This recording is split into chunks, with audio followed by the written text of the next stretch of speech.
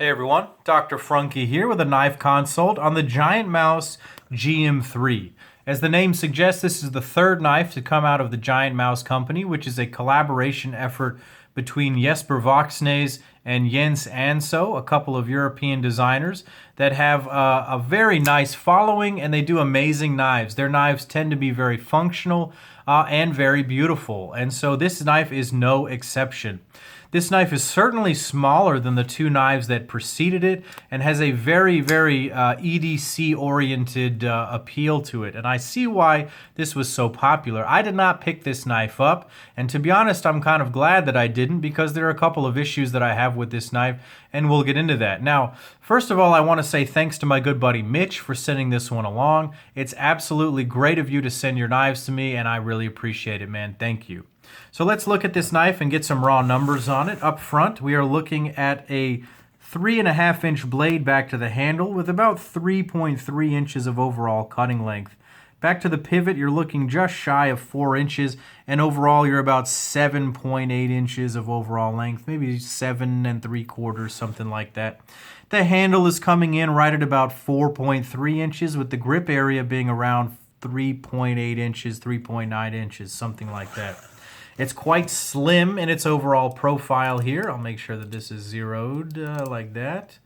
The overall width is coming in at 0.395 inches, so very impressively skinny when most knives are at a 1/2 inch, and the blade stock is coming in at 132 thousandths. So a nice slim size knife, but a long blade for this overall small package, and that's very exciting to me because I love it when makers can fit a nice blade into a small profile, and this is definitely doing that. So let's break this knife down anatomically and see what we're working with. Up front is that 3.5-inch blade. This is beautifully done, satin finished M390 steel, and it is spectacularly pretty. I really love the full flat grind that's going on. The satin is practically a mirror finish, and knowing that it's M390 is just spectacular. Now this one came with a little spot on it right there that I can't seem to make it go away. That is not. This is not a factory new model right there, so don't let that influence your decision. In any case, it slices beautifully. It comes to a very, very thin edge, and it is a perfect everyday carry slicing type of knife. This one has an edge on it from my buddy Nate over at Spade Knife Works, and it is incredibly sharp. Well done, Nate. And so you really can't argue with the functionality of this blade. It's got all the functionality of a Spyderco with the high-quality materials of sort of a mid-tech like this has. One of the things that I don't like about the blade, and I think most people will agree, is that nail nick. I don't understand why it's there. Nobody understands why it's there. This knife is a flipper. It has a flipper on it. There's absolutely no reason to have a nail nick. It's over here too. It doesn't line up over here. It doesn't sort of function as a design element. Now certainly you can use it if you want to. I mean, I understand it does work, but why?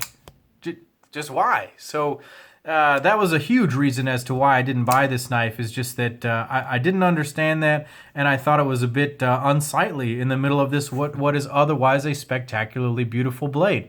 If they had left that alone, it would have been stunningly beautiful. It's almost like, I don't know, a scar in the middle of a beautiful person's face. I really don't know how to describe it. In any case, like I said, the blade is extremely functional. It's got a little bit of jimping going on up here. That's actually quite functional. That tiny little patch of jimping actually works quite well. It grips the thumb quite well. This falls into that category of knives that frustrates me so very much, with that medium-sized finger choil / sharpening choil, where it's really neither nor, and so that's a bit frustrating to me. I would never stick my finger in there to try to use this knife, but I would really want to, because it seems like it would just be so nice in this forward grip right here for some finer work like that. It's not safe for me to put my finger there because I'm gonna get sliced, especially with a blade that's sharpened all the way back to the heel like Nate has done on this one.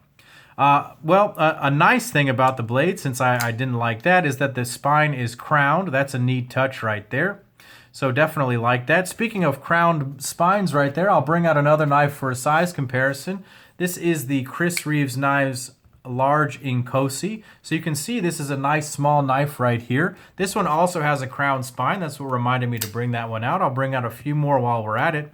Here's the Spyderco Paramilitary 2. So you can see this is a very small knife. Here is a, let's see here, a Benchmade Anthem. So very similar in overall profile to the Benchmade Anthem. I can see that Mitch certainly has a type. And I'll just bring out Mitch's other knife that he sent me too, so you can see all three of the knives that this very fine gentleman sent. This is the Chris Reeve Tie Lock. So a nice overall EDC size, and with that slimness, it's going to go nicely in the pocket. So we talked about the blade. Moving back to the pivot, this guy runs on ball bearing washers and is very, very smooth.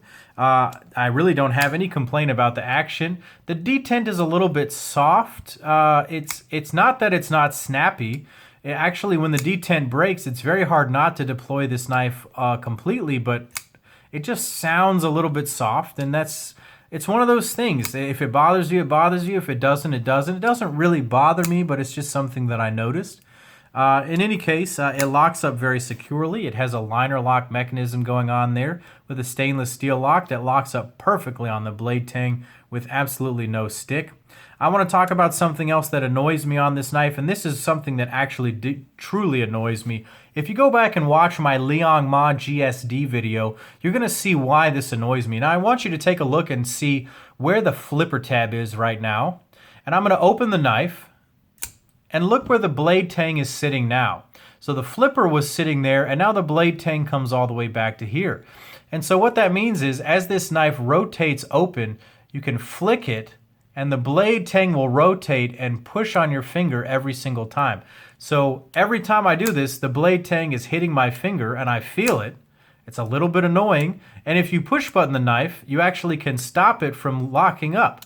If you just do that, it actually stops the blade. The same thing would happen on the GSD, and I just don't really like that. That's just an engineering thing that bothers me a whole lot about knives like that.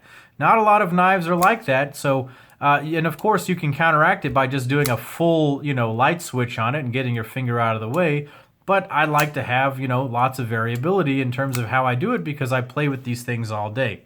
That's a small issue, and it's honestly something that only knife nerds are going to really understand, but it's certainly something that I notice, and it annoyed me a little bit. The pivot does have this nice pivot collar arrangement on here, which would allow for some nice customization options, should you choose to do that. So that's pretty nice. Moving back, it has these nice titanium handles, very subtly stonewashed, very user-friendly, nicely chamfered all the way around. I will say that they've done some very exceptional mill work all around here. It's smooth, it's nice. They've got these a little finger cutout right here. And it's just beautifully, beautifully done. It's very smooth. It's very comfortable in the hand. This handle fits perfectly in my hand. My pinky wraps right around that pommel on the back, and it's just so nice to hold on to. It's a perfect user knife. I absolutely like that very much. The clip is a little bit, I will say, weird and uninspired because they've put the same darn clip on all three of their knives, and that's a little frustrating to me. I would like to see them redo it. But, that being said, the clip is quite functional. It's very easy to get it in and out of the pocket. The benefit of liner locks is that you can have this nice flat surface for the clip to slide on, and so that's nice. It's also got a titanium backspacer with an integrated lanyard hole. I'm not a lanyard guy, but I do appreciate it when it's sort of subtle like that, and it just looks like a very solidly built piece. And so overall, I do like this knife very much. In terms of everyday carry, it's easy to get in the pocket because it's very slim. The pocket clip actually works, and the weight actually comes in at only 3.26 ounces. So a very, very easy knife to carry every single day. If you can get over the small issues like the nail nick, the flipper tab and its weird sort of deployment thing right there, and the fact that this knife is just off-center and will not go back together centered. I have taken this knife completely apart numerous times to try to fix it for my buddy Mitch, and it will not get centered. So I really don't know how I keep getting all the lemons of every single knife, but man, I have just been collecting them like I'm making a lemonade stand. I just don't understand. In any case, I'm kind of glad that I didn't buy this knife because I would have been annoyed with those little things, but I see the quality and it certainly got my attention that GiantMouse is a company worth paying attention to. In any case, guys, what do you think of this knife? Go ahead and leave comments down below. Click like and subscribe to my channel here. Check me out on Instagram at Dr. Frunkey. And as always, guys, take care.